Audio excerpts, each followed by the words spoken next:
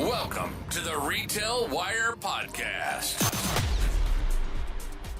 Hey everyone, what's going on? It's Brian back again with another episode of the RetailWire podcast here. I'm really excited for today because we have another one of our BrainTrust members in the studio with me.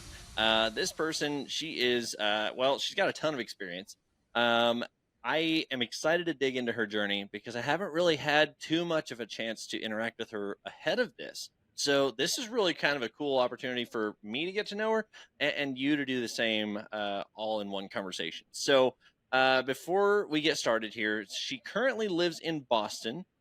She's previously been with F&W Media, ISIS Parenting, not that ISIS, it's the good one, Talbot's.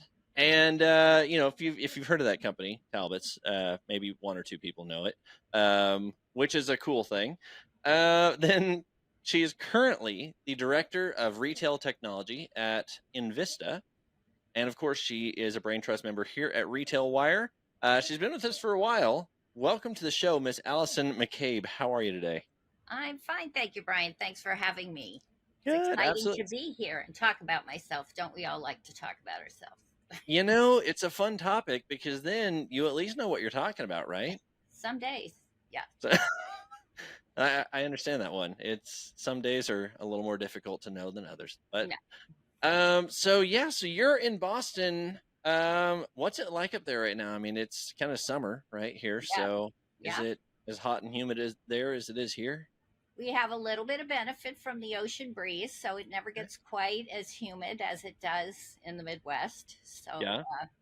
Or down in Arkansas, which I believe is where you are now, right? That's where I am. So we get a little bit more of a break, but it's summer. It's hot. We've got a little bit of the smoke from the Canadian wildfires. So yeah.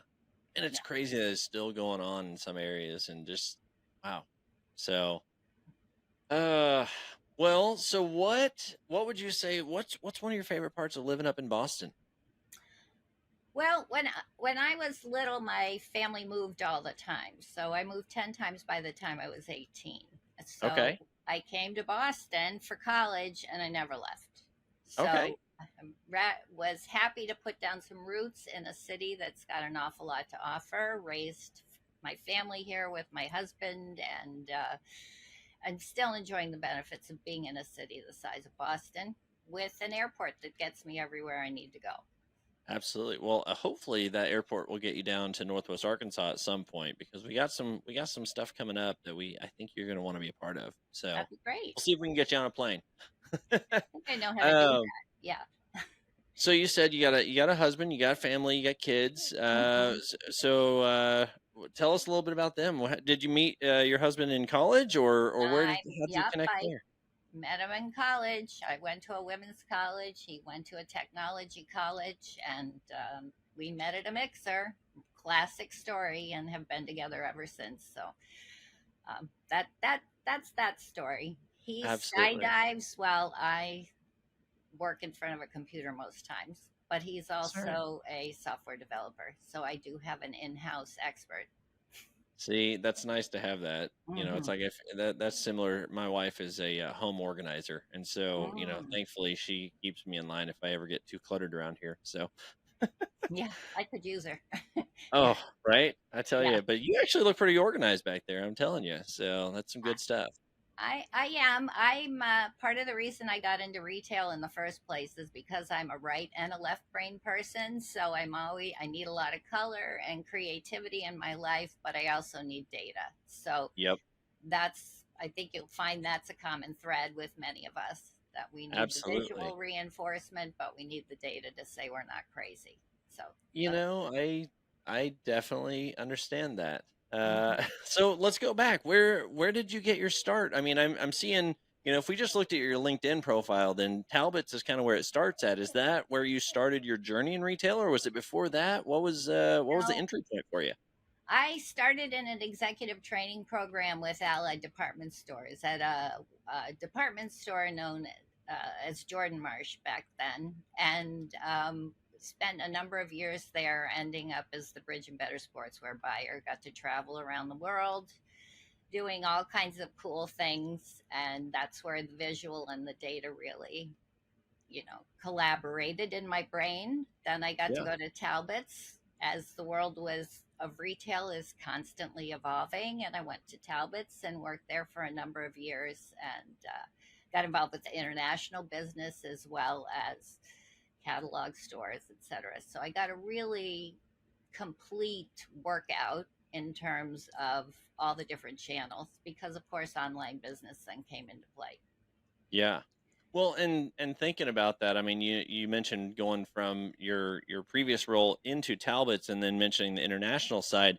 Mhm. When you kind of think back on that, was there anything about that that kind of surprised you about the way, say that North America operates versus the rest of the world, or was it pretty much consistent across the board, or were there any things that really stood out to you at that time? Well, I think that people are people. So, certainly there are cultural things to adjust to, their laws and regulations that you need to be aware of and respectful of. But one of the other things is kind of a dollars and cents thing. I think when you think about taking a brand and putting it in another country, things like pricing you assume are just a conversion process, but they're not. Hmm. You, Okay. you have to look at what the market will bear and like product and price in a way that the consumer there can appreciate and trust, because otherwise it looks out of sync with what's going on in the four walls around them. So that was Okay. a big learning there. Can you give me a little example of like what's something like, so I'm this is admittedly not a strong point of mine of understanding. So what would be like an example of something being different about like that pricing you were mentioning? So, I mean, Talbot's is an apparel company, women's apparel predominantly. And so you're selling blazers and skirts and pants. And you look at a blazer and you think that that's going to be, at that point in time, $220. But then you take and you convert it into either Canadian dollars or the British pound. And you say, okay, well, it should be this because that's what the conversion rate is. Well, the conversion rate's changing every day, so that doesn't work. Yeah. And you really need to be aware of your competition in whatever country you're in so that you can price at the level where you see yourself fitting. And you can't yank it around because consumers don't trust that. So Gotcha. that's what we did. It was very successful. It made a huge difference in customer acceptance. As silly as Yeah. that seems, but it really did. Absolutely. So then so you went from Talbot's, and then where'd you go after Talbot's, you said? So after Talbot's, I mean, I was at Talbot's and I done just about everything. I learned what I thought I could learn there. I was a managing director, and it was time to like shake up my brain a little bit. And I got a call from an old boss who said, "Hey, I know this startup. They're at the intersection of preschool and prenatal education, and Okay. they sell a lot of stuff, but they don't know what they're doing." Gotcha. And Okay. their heart was in the right place, but they just didn't know how to organize and, structure it. So I went in there and it was a blast, but I was working with doulas and, you know, um, prenatal experts and all kinds of different kinds of people, but it was a really rewarding challenge. We Yeah. had classes and products and had a great reputation in the marketplace as a way to test product for new parents.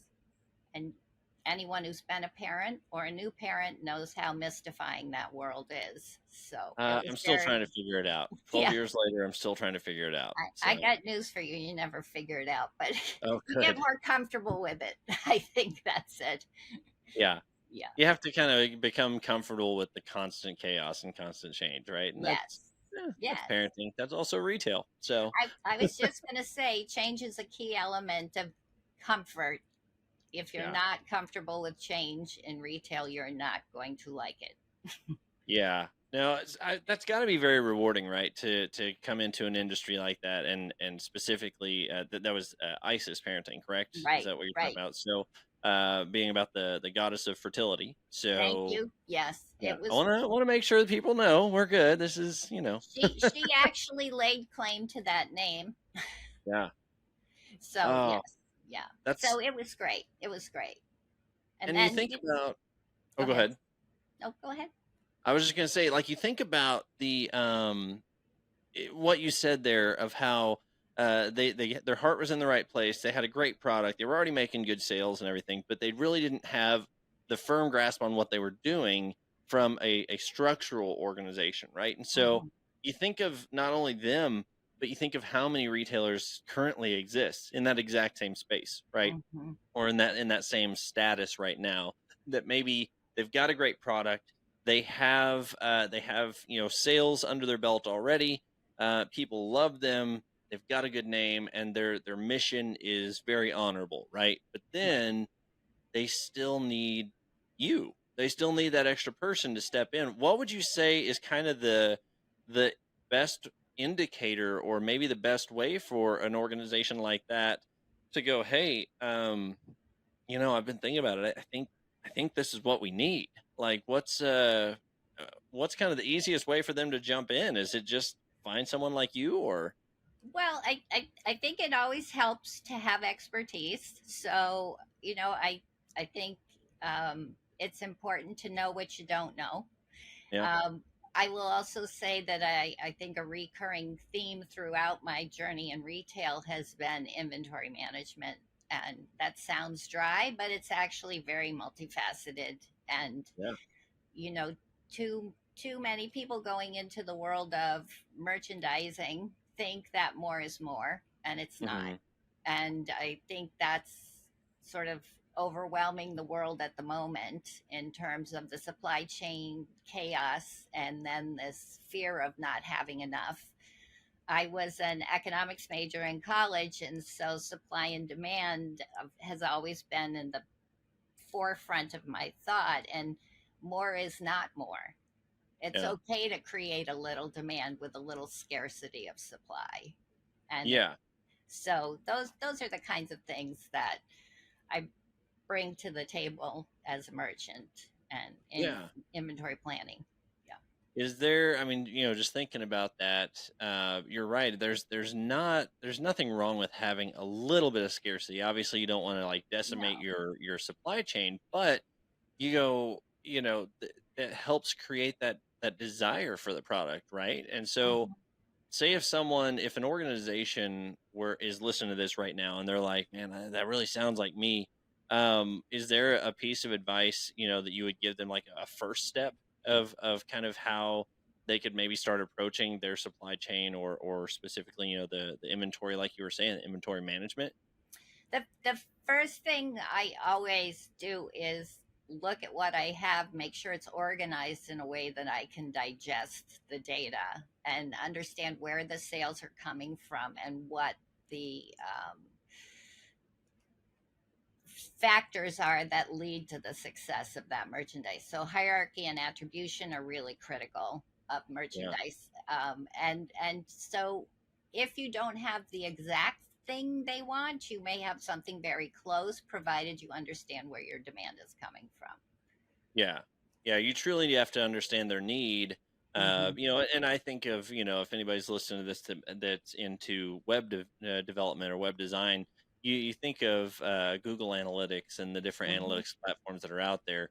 If you don't understand where your traffic is coming from on the website, then you're doing yourself a disservice to keep building more of the website. You need to figure out where that traffic's coming from. You really need to jump in and understand that. And so, in the similar vein, yeah, Hmm. it sounds like if people need, you know, if you're not sure where those sales dollars are coming from, or if you're not sure, you know, when we said this, I think there was a rise in this, then that would be probably the best way to kind of start. It sounds like. Yeah, I really think it boils down to data management, Yeah, just making sure you under your merchandise and your data is organized in a way that you can draw conclusions. yeah, If absolutely. you're involved with analysis paralysis and you've got it segmented too many ways, that's just as bad as having it not segmented enough. Yeah. Yeah, if you have all the data but yet you're overwhelming yourself and not able to move on that data, then Hmm. it's definitely it's just as bad as not having it in the first place. Exactly, Yeah. exactly. So.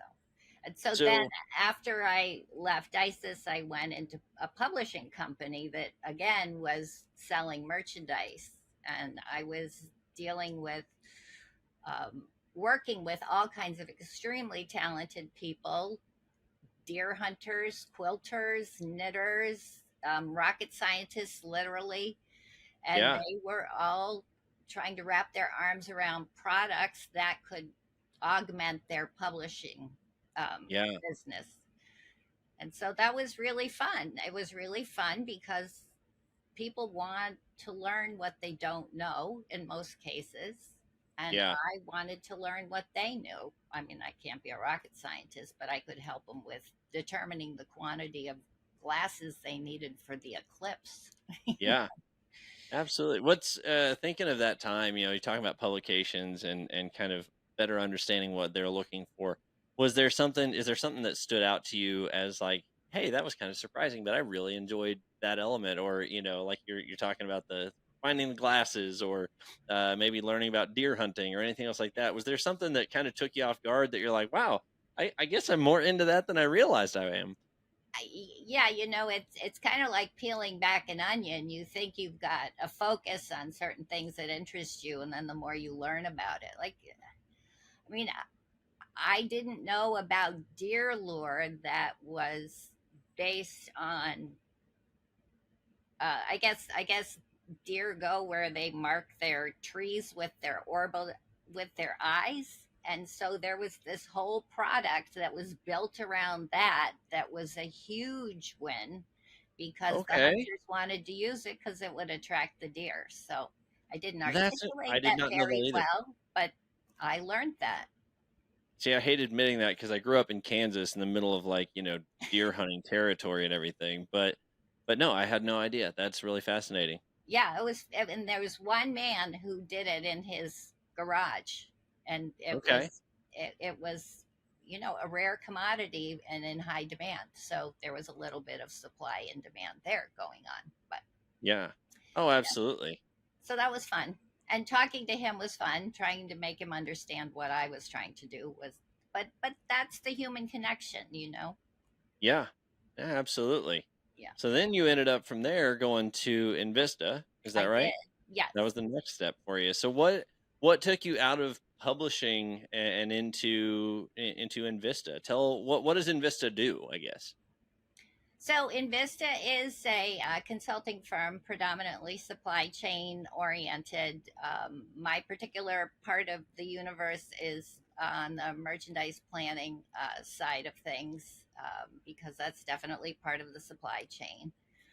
Um, as I was always that client on the other side of the table that had these people coming in and speaking in a dialect that I didn't understand when it was Okay. time to upgrade systems, etc. And when Kind of I went over get, your head, huh? well, I mean, you just don't do it enough to ever get versed in it.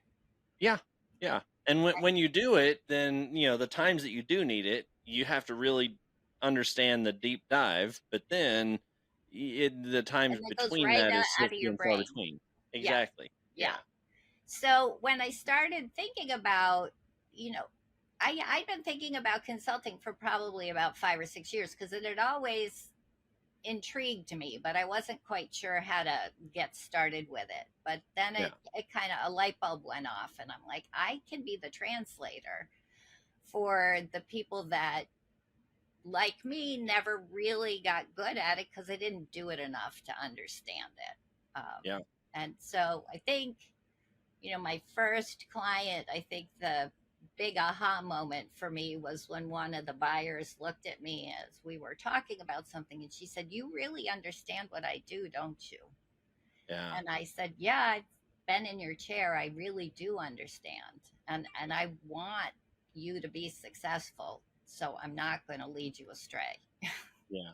Well, and that's got to feel really good, right? The validation in that it's like your customer actually sits there and says, "Hey, look, you actually understand it. They Hmm. can put faith in you, right? They can definitely understand." And I think that's where going to a broader picture of retail, I think that's what majority of retailers desperately need Hmm. whether or not they realize it or admit it. They just need to be heard. They need to be understood, but they also need to understand as well. Right. And so to find that person who is capable of coming in, and you've been on both sides of the table, kind of like we're saying here, that you've seen from the client side what is needed and what you're wanting to get at, but then you're also seeing from the provider side of what's available, what's possible, and the technology side. So you marry those two together, and the understanding that positions you so perfectly to be a great consultant, right? Yeah, well, one would hope it's Yeah, worked well, and I really do enjoy it because every look, we all want each other to be successful. We yeah, all, we're all better off when we all win. yeah. So that's Even competitors. yeah, even competitors. And in talking with the software providers, some of them are in their particular little bubble too, and they don't quite understand why the client is insisting on something or asking for it. I Yeah. think one of the things that happens a lot is a client will come in and say, well, I want you to do this because it's the way we've always done it. And that's when I go, Mm, but that's not maybe what you want to do going forward. Let's think about it. yeah. So, Yeah. and that's the whole change element. Again, get comfortable with change. I say life without change is boring. Yeah. And I really do believe that. There's lots to be learned and lots to be gained by trying new things. There is, and it's funny because I often say that that's one of the most dangerous phrases out there is, well, that's just not the way we do it, or Hmm. that's not the way it's been done before. Because it's like, well, yeah, but if the way you'd done it before was working, you wouldn't need me, right? Right, You wouldn't need me to come in and be helping you right now. So if we're gonna go backwards, you can, not to be rude, but you can do that on your own. You don't right. need me. So I'll save us both some time and money here, and you have fun. But if you're looking to make the bigger change and really, jump in and do something differently and get different results, then by all means, let's go. Let's move forward on this. So And I do know from, being in the merchandising world for as long as I have that it's an independent group. They yeah, were very opinionated. We want what we want when we want it, and not always open to suggestion. So there's nothing wrong with that. Clearly, people have to make decisions, but part yeah. of decision making is learning when to ask for help. Yeah. My grandpa would always say that there's some mountains just aren't worth dying on, right? You gotta Wise know words. when enough is enough, and you gotta back off a little bit. And you don't was it the other phrase of you don't have to show up to every fight you're invited to? Yeah. Yeah. That's another good one. Yeah. Oh yeah. So, well, so when we look back, I guess, kind of thinking of you mentioned there's been some challenges in there. There's specifically dealing with people who maybe don't want to see it a different way, or they're not quite ready to release yet, right? They're not Hmm. ready to kind of shake up the way that it's been done before. um, I guess taking the focus off of them, what is something that you've learned about yourself during that process, or maybe like how you approach those topics with them, right? How do you grow past that with them? And sometimes I understand you probably won't be able to lead certain people out of the funk they're stuck in, right? But as you kind of think of how you've grown in your own understanding and how you approach them, what do you see? Well, I first of all identify with stubborn individuals who have a very in what they believe to be a very informed opinion because they didn't get there by accident, right? And if I were to say to my younger self, be more open to other people's input, ask for it. Yeah, yeah, Don't make them force it on you. Um, but then, somebody early in my director career at Talbot said to me, people don't want to be treated how you want to be treated. They want to be treated how they want to be treated. So learn that about them. yeah, And I thought that has stood me in good stead through many, many interactions with people, because just because I believe something doesn't mean someone else has to believe it the way I do. Yeah. Yeah, I So, think that's very wise. That's very, very wise. yeah, well, you'd hope with a little bit of time we all figure it out. But the other thing is, never think you know it all, because you don't. Yeah. I love that saying that if you think that you're the smartest person in the room, it's time to change rooms. Um, you need to find a better room Very because true. Very like true. that's where you always want to be a student, right? You always want to be learning. You Hmm. always want to be challenging your own what you think are absolutes, right? Right. Because maybe you think it's a certain way, but you only think it's a certain way because of the way you've always experienced it, right? And the same way that we can get upset with a client or a boss or a subordinate or anybody saying, well, that's just the way it is. That's the way it's always been, or that's the way we do it. Um, it's easy to get in that rut ourselves and say, well, I've seen it work this way before, so obviously we're going to try it again this way and it's going to get the same results, dang it. uh Yeah, well, I do have the benefit of moving a lot when I was young. So I did yeah, have to constantly re-enter new processes, etc. But yeah, to take it back to Retail Wire, one of the things I enjoy about that, and I've been following Retail Wire for a number of years, is I yeah, love the interaction and the wisdom that so many people bring, but also a different perspective, because no one answer is right. There's perspectives, and you really need to draw on all those perspectives to get to the best place. yeah. How did you get connected with Retail Wire? What was your first exposure to us? Do you remember? I I I don't know if it popped up in a feed somewhere. I saw a reference and I just clicked through and I started getting the newsletter. I'd say it's been a number of years. Yeah, And then every once in a while, I couldn't help myself but comment. And then in this last few months, I've gotten much more involved. But I really, really enjoy it. I really yeah. enjoy it. I was Yeah. gonna say you're a recent addition to the Brain Trust, right? So Yeah. like you joined it this year. Yeah. So Yeah. yeah, that's been really cool. So it's funny because we both joined Retail Wire this year, which is Hmm. kind of neat. So We're the newbies. that's all right. We're the newbies and we're learning to continue to grow. Yeah. So that's a Yeah. good thing. It's terrific.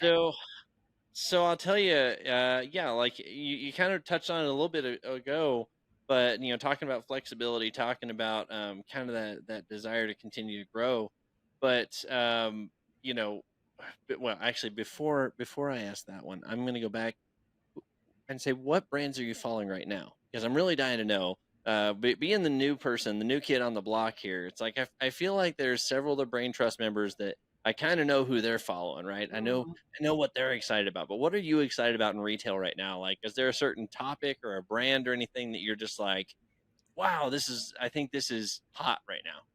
I've been very interested in the transition of the DTC world into the four walls and just broadening their channel base. I think that's been fascinating for me. So I read Yeah, everything and anything I can get my hands on about that.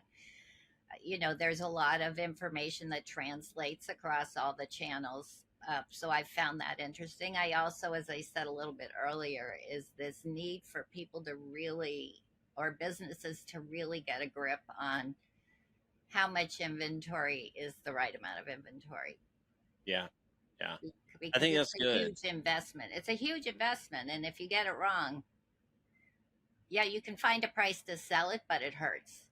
Well, and not only that, but I mean, one of the big challenges that we've been dealing with recently is the idea of returns, right? Mm, Because not only do you have to deal with inventory, you have to deal with inventory that is sitting somewhere out in the ether for 2, 3, 4 weeks. Maybe it's in a customer's house and they just haven't returned it to you yet, or maybe it's in lost in a FedEx truck somewhere. Who knows? or But it can even be in your own four walls and you don't know where it is. yeah, you got to have the right tracking for it. And I know Right. there's some great organizations out there working on stuff like that. Yes. But yeah, that's definitely I'm excited to see, and not to overhype a current topic, but I'm excited to see how we supplement that idea with the AI or machine learning Hmm. side, to really help streamline. Like I say, I know of a couple of examples. We actually were at a conference recently and met a couple folks that are directly working in this space to help streamline the efficiency of returns. And it's just fascinating to see kind of what's possible now, and to think what's going to be possible in another 6 months from now. So Yeah. I'm really excited for that. Yeah, and it still goes back to data. Yep. That's always a key element of it. So 100%. Not only having it, but like you're saying, knowing how to read it, knowing yeah, where and to making access sure it. it's clean. It's not a Yes. mess. Yeah. Yes. So getting back to the last question, I always love to ask, if you could go back in time and give yourself that one piece of advice. I know, like I say, I know you touched on it briefly, but Hmm. just so that way we've got that. What would be one piece of advice you would go back and give to younger Allison jumping into your retail career, or maybe the section where you started seeing the consulting, or whatever landmark you want to choose? If you could go back and kind of inject something along your journey, what would that be? I think it will still go back to, don't think you need or should do this all by yourself. That Gotcha. there are people out there, many people who want you to succeed because that's part of how they succeed. And don't think that asking for input is a sign of weakness, because it's not. It's a sign of confidence if you're willing Yeah, to do that. So absolutely. that would be my big thing. And I think that shows that you're looking out for everyone's best interest in that circumstance, because Hmm. you could easily clench your fists and just run headfirst back into that wall again, right? And just go, I'll figure it out. I'll figure it out. It'll be me, and I'll have the challenge. I don't want to burden anybody else with the challenge. And then whenever you get done, well, I get the credit for it, right? But what's funny is we think about things, I think, a lot like that, and we think that that's going to be the outcome. It's like, well, I don't want to burden someone. I've heard that a lot more recently too, especially with Hmm. younger generations. Well, I don't want to bother you with this, so I'm just going to figure it out myself. And I'm going, you're not bothering anybody. Like you said, we're all in this together. And it's Hmm. funny how we can say that in so many different elements of life, and society and culture and everything else. And then we like to huddle. We like to huddle through the pain ourselves. And it's just like, man, it's What? bring others along in that journey. It goes a lot faster. It goes a lot easier. That's for sure. Yeah, don't prolong the agony. It's not necessary, really, Yeah. isn't it? Yep. So, yeah. Well, Allison, thank you so much for taking time with me today. This has been a great time just to get to chat with you a little bit, get to know more about you. Um, do you have any parting thoughts for us? Anything that we didn't get to that you're like, hey, I was just dying to say this? Oh, the minute you end these things, there's always six more things that pop into your brain. But Oh, no, yeah. I mean, clearly I love what I do. I really enjoy the business, and Yeah. I want people to be successful, and I want Yeah. to be there to help them. So, two last questions for you. Mhm. One, so I'm dying to know, what are we looking at behind you there? What do you got? You got a lot of stuff organized. This So, this is this has got fabric, it's got yarn, it's got office supplies. It folds up into a nice little cabinet. But I live in nice. Jamaica Plain in Boston, Massachusetts. I don't have a ton of space, so we have to make it Yeah. all count. Yeah, I think that's super cool. Now, I was just like, there's got to be some materials there. So I was just Oh wondering, yeah, that's hobby fabric. stuff of yours, I would assume. Yeah, yeah, So good. So yeah. good. The second and last question that I've got for you is, if people want to connect with you further after this, is it okay if they reach out through LinkedIn, or is there a better position for them to reach out through a website LinkedIn or is anything? fine. It's easy to find. Cool. So Well, I will make sure and tag you. I'll put your connection down here, your link in the description of this episode, and we'll make sure. And if you do reach out, be sure and leave a note in the connection request, letting her know that you heard about her on the Retail Wire podcast, so she'll know that you're actually a real person and not just trying to sell her something. So you just read my mind. No, thank you. you're going, I don't know if I want this to connect, but It's all right. no, real people, real connections. We love that. We love that here in Retail Wire, and so that's why we do this series. And just to wrap up, if you have enjoyed this conversation here, First of all, if you're listening to us on any podcasting platform, audio only format, you can actually go and see what we're talking about on our YouTube channel. It's on the RetailWire YouTube channel. But also, if you are watching us on YouTube right now and you want to just subscribe to us on your podcasting platform, maybe you don't care about seeing everything that's going on. Maybe you just want to hear the good nuggets of information that we've got. Find us on all your favorite podcasting platforms. Be sure and hit that subscribe button, turn on your notifications, because we got a lot more episodes coming up, including some great information from different companies, different brands, talking about different topics. We've got stuff coming up from different conferences that we're going to, so you're not going to want to miss a part of it.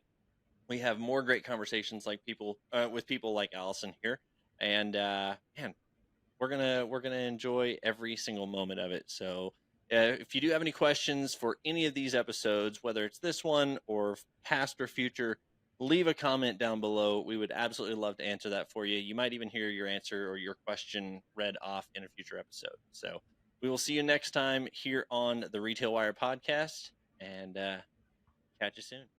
Thanks for tuning in to the RetailWire podcast. We hope you enjoyed the episode. Be sure to subscribe to us on your favorite podcasting platform and leave us a comment for a chance to hear it read on the next show. See you next time here on the RetailWire podcast.